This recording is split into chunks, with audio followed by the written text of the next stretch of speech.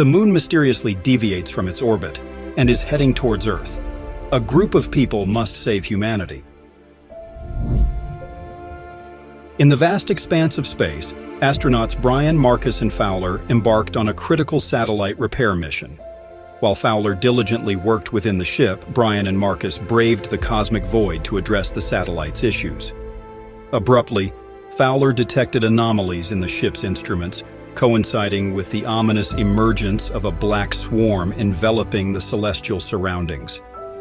The swarm collided with both the satellite and the ship, propelling Marcus into the weightless abyss of space untethered, while Brian managed to remain anchored to the ship. In a desperate attempt to save Marcus, Brian extended a grasping hand, but the relentless forces at play thwarted their efforts, resulting in Marcus becoming lost amidst the swirling debris. Inside the ship, Fowler lay unconscious, and the vessel succumbed to darkness as its power failed. Brian, undeterred, observed the enigmatic black swarm morphing shapes as if imbued with sentience.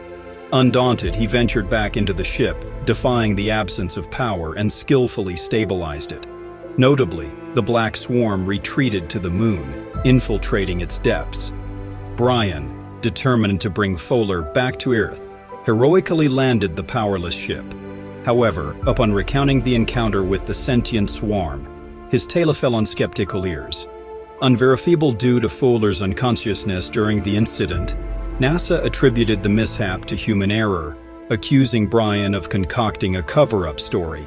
Consequently, Brian faced dismissal from NASA, and his life spiraled into decline. Fast forward a decade, Casey Houseman, a conspiracy theorist convinced that the moon harbors an alien-built megastructure, clandestinely procured data using a research satellite. His findings unveiled a dire truth. The moon was deviating from its orbit, hurtling dangerously close to Earth. Desperate to alert NASA, Casey's attempts failed. Meanwhile, Fowler, now the deputy director of NASA, was summoned to address the impending crisis.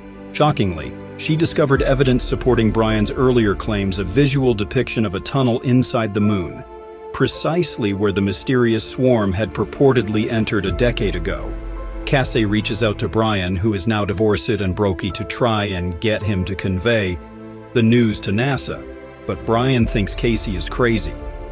Brian's wife calls him and tells him that their son Sonny has been arrested for speeding and then evading the cops. Brian appears in court and makes a scene when the lawyer hired by Sonny's stepfather Tom doesn't do a good job. This causes Sonny to be jailed for a week. Brian, his ex-wife Brenda, and Tom all get into an argument over who cares more for Sonny. At NASA, Fowler learns that they only have 3 weeks before the moon crashes into Earth. More visuals are also received showing the tunnel on the surface of the moon. In an effort to unravel the mysteries surrounding the moon, Fowler orchestrates a mission. She reaches out to her ex-husband, Doug, a high-ranking Army general, to apprise him of the unfolding situation. Simultaneously, Casey, feeling unheard, decides to leak crucial data onto the internet, sparking widespread panic, looting, and riots among the public. Amidst the chaos, Brian, upon learning of the upheaval, decides to contact KCKC. KCKC enlightens Brian with the concept of megastructures like Dyson spheres, constructed around power sources such as white dwarf stars. He theorizes that a malfunction in the moon's power source, preventing it from maintaining orbit, may be the root cause. Although Brian remains skeptical of Casey's claims, he empathizes with the challenge of conveying truth to disbelieving audiences and continues to lend an ear. Meanwhile, the moon's gravitational influence induces abnormal tidal waves across the planet. As NASA's mission approaches the moon, a probe is dispatched into the tunnel for exploration. However, the mission faces a familiar foe, the black swarm from a decade ago. The swarm's reappearance results in a power outage, leading to the tragic demise of the astronauts. Witnessing this, the NASA director decides to depart, raising suspicions in Fowler. Sensing a concealed truth, the director offers Fowler access to the highest level clearance, encouraging her to delve into NASA's secrets. Fowler unearths files from Brian's mission a decade ago, discovering footage from his helmet depicting the swarm. Perplexed by NASA's decision to fire Brian despite knowing he spoke the truth, Fowler seeks answers. An ex-NASA official named Holden Field reveals that NASA has been aware of the moon's reality since Apollo 11. The Apollo 11 crew witnessed pulsating lights beneath the moon's crust, all of which was covered up. Brian's dismissal was orchestrated to maintain the cover-up. Holden Field further discloses that the technology within the moon surpasses human imagination, with a specialized device named Zulu X-ray 7 designed to neutralize the swarm. Regrettably, budget constraints led to the shelving of this crucial tool. Armed with this newfound knowledge, Fowler embarks on a meeting with the military, poised to confront the enigma that unfolds beyond the Earth's atmosphere. In a discussion where she asserts her belief that eliminating the swarm would restore the moon to its original orbit, the military dismisses Fowler's proposition as futile, claiming a lack of available spaceships for another lunar mission. Doug advises her to take their son, Jimmy, to a bunker in Colorado. Inquiring about Zulu X-ray 7, Fowler learns it's an EMP weapon designed to eradicate the swarm. Despite lingering resentment from Brian due to Fowler's lack of support a decade ago, she reveals NASA's deception, asserting that the swarm, when unleashed during the latest mission, triggered the moon's corrective orbital movement, halting upon the swarm's return. Casey posits the swarm's impact on the megastructure's core, yet others remain skeptical. Fowler contends that the swarm emerges each time they approach the moon, disrupting their power supply and indicating its ability to detect electronics. Recognizing the need to maneuver a powerless ship close to the moon, Fowler enlists Brian, the sole individual with a history of landing a ship without power. Agreeing to the mission, Brian requests Fowler's assistance in freeing Sonny from jail. Recommissioning an old spaceship from a museum, Fowler implores Doug to prevent the military from resorting to nuclear weapons. Unexplained earthquakes ripple across the planet, puzzling NASA, and despite Casey's persistent claims of a megastructure, skepticism prevails. Sonny arrives discontented with his father's involvement in the mission. A NASA earthquake damages the spaceship, causing engine failure and necessitating mission cancellation. Evacuating the crew for safety, Fowler realizes the moon's proximity allows a launch with just 2 engines, relying on lunar gravity to propel the ship into space. With the crew gone, Fowler, Brian, and Casey undertake the mission. Fowler sends Jimmy and his nanny with Sonny to Doug's bunker. Equipped with a gun, Sonny faces a perilous journey. As they prepare to launch, the rising moon creates gravitational anomalies, pulling bodies of water upward in a near catastrophe. The gang faces robbery during evacuation, but Sonny guides them to Tom's nearby safe house. Meanwhile, Brian and the team reach the moon tunnel, deploying a probe to lure the swarm, which, upon detection of the EMP weapon's remote, launches an attack. Brian disables the remote, but the swarm persists in attacking. It dawns on Brian that Casey's phone is the cause. He eradicates the phone, prompting the swarm to retreat. Recognizing it's time to delve into the tunnel and conduct an investigation, back on Earth, Sonny and his crew reach Tom's residence. An announcement alerts them that the atmosphere is thinning and evacuation is imperative.